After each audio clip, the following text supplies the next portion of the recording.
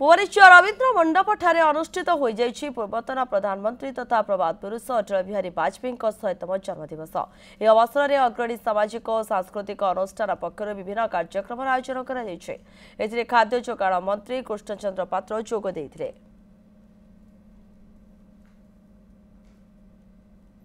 गोटे भल मार्गरे उपयुक्त मार्गरे नहीं चलती जोटा वर्तमान मान्य प्रधानमंत्री नरेंद्र मोदी से गति चलती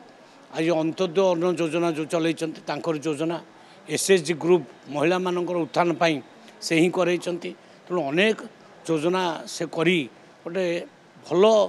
दिगरे भारत वर्ष को नवा प्रचेषा कर प्राय 6.5 वर्ष ऊर्ध्व समय धरिकी लगातार 3 थर प्रधानमंत्री होते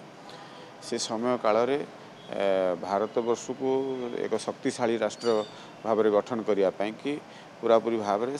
अंतिम पीढ़ी रे जो माने बसवास कर गरीब लोक जहाँ आम अति गरीब रु गरीब तर लोक कि विभिन्न योजना मान भी करथिले एवं अंत्योदय योजना अन्नपूर्णा योजना करथिले महिला मान को सशक्तिकरण करने कि